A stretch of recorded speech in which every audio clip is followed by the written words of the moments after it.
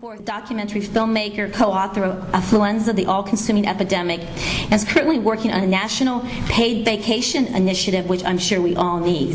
So, without further ado, please join me in welcoming John Graaf to the Green Festival. Thank you, Denise, and thank you all for being here. This is it's great to have a chance to talk at the Green Festival. It's a wonderful event. I've been to quite a number of them now. This is the second one, of course, in Seattle, but I've also had the opportunity to go to some of them in Washington, D.C. and San Francisco. Always a great event, and certainly the folks are to be honored who both put this on and also all the supporting organizations whose booths you see out in the hall and so forth. Yesterday I was here at the Green Festival, and the first talk I went to was at 1 o'clock yesterday, and I went to hear Alex Steffen speak. He runs the World-Changing website. It's a wonderful website, worldchanging.com. I don't know how many of you heard Alex yesterday? Oh, a few. Great. Okay. Well, he gave a wonderful talk. It was really, really terrific. He said one thing, though, that he said that the most important single thing we can do for the environment is to get denser. That is, of course, he's not talking about up here. He's talking about denser in terms of our communities. And I think that is hugely important, but I also want to offer another idea for most important consideration. And I'm going to do that now, and I don't mean more important, but these are all, I think, in the same boat. To put it simply, my view is that to become sustainable on this finite planet, we must begin immediately to trade productivity increases for time instead of stuff. Shorthand. Trade productivity increases for time instead of stuff. And in my view, environmentalists and other progressives have paid far too little consideration to the issues of overwork and time pressure in our lives, and the ways that they both impact the environment in terms of pushing the consumption of fast food and all of those kinds of things, but also simply pushing us to produce more and more, to pay less attention to living lifestyles that are sustainable, and to simply consume at rates that we can no longer continue. In 1938, how long ago was that? 71 years ago, the United States got the 40-hour work week. Now, it wasn't ordained in heaven. It didn't start in 1938, but you would think that it's some kind of divine law, because we seem to believe that we have to maintain it and extend it forever. In fact, unfortunately, recently, even lengthen it in order to do what we need to do. This despite the fact that we as a country are producing about 5 times as much stuff per hour as we were in 1938, and nearly 3 times as much stuff per hour as we were in 1960, when most of us who were alive then thought we actually had a pretty decent lifestyle, not one we were suffering from. So, but we seem to believe that we've got to keep this long work week going. And there's a problem with that, because when we increase productivity, when our science and our research and all of that allows us to produce more stuff in less time, if you want to keep everyone working 40 hours a week under those conditions, then you simply have to produce and consume more. You have to grow. There's no other alternative. You've got people are producing more, and you have the same number of people working the same amount of hours and producing more and more. Somebody's got to buy that stuff. Somebody's got to consume it. We have to expand. Why is that a problem? Well, I think most of you probably who are here understand that. How many of you, this is the kind of question where I expect I'll see the majority of hands raised, but how many of you are aware of the concept of the ecological footprint? Quite a few.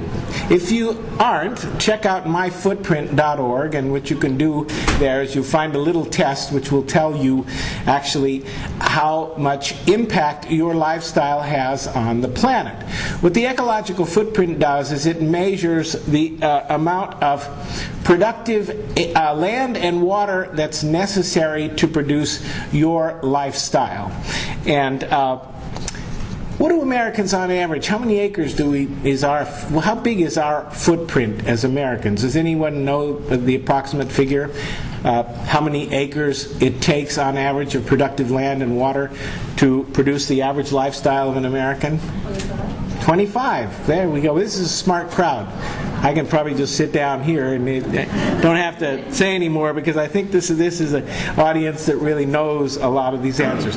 25. Why is that a problem? Because it's 5 times what's available on the earth. If everybody were to consume at our lifestyle, we would need 5 planets. And counting. I mean, it's actually getting a little bit bigger than that. So as Alan Durning says, we're 4 planets short. It's a bit of a problem. Now, can we, will we always, would it always be that kind of situation, consuming as we do? Well, not necessarily. We can improve this somewhat with changes in technology, and that's what we see a lot of, and it's very good stuff. We can change to much more energy efficient technologies, technologies that are not producing the kind of carbon footprint that we have, and all of those kind of things. We can make changes that will certainly expand the amount of consuming we can do on the same amount of space, but there's only so much of that we can do, and I haven't found anybody yet, even the greatest believers in wind power and solar power and all of these things, who believe that we can continue to consume infinitely, and the technology by itself, as necessary as it is, will solve the problem. We simply cannot solve these problems of overconsumption, of over-large ecological footprint with technological advances alone. So we've got to begin to think differently about what we want in our lifestyles and what matters in our lives, and we've got to start trading our stuff for time. For example, if Americans were to work the same average hours as Western Europeans today, we would simply by doing that reduce our carbon footprint and our energy use by 25%. Part of that would come from transportation, but most of it would simply come from the production of goods. We would produce less goods.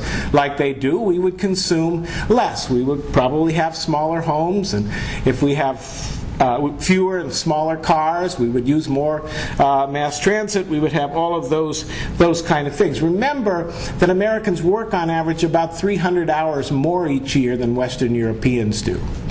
That's a big gap. That's 8 weeks, roughly, a difference in time that we're working more than we are. Now, if the Europeans were to listen to some Americans who go to Europe all the time and tell them that they should work longer and harder so that they can have all the stuff that we have in America, if the Europeans should buy that, then they would increase their energy use and their carbon footprint by some 25%. Not a good thing. And if we look at what the situation is today, the Europeans consume about 70% as much as we do. They work about 75 or 80% as much, but they only put out about 50% as much pollution, and their ecological footprints are about half as large as ours. They're still too big. You know, even the European model is not fully sustainable over time, but if we can strive in that direction, then I think we can begin to head where we need to go. So we're now in a crisis. It's a crisis that's been coming on for some time, as we've been told that the good life is the goods life, and that what we ought to have is more and more stuff and bigger homes and all of these kind of things. And we've also not had the opportunity to actually make that possible through our own earnings, since wages for Americans have remained flat while all of this has happened. That the only way that we've been able to get some of those goodies, 2 ways: work longer and go into debt. And we're seeing, obviously, the results of the debt, and including all the ways that debt got magnified because of the crazy schemes that we allowed Wall Street to do, partly because we were too busy to notice, and we continue to be too busy to notice. You know,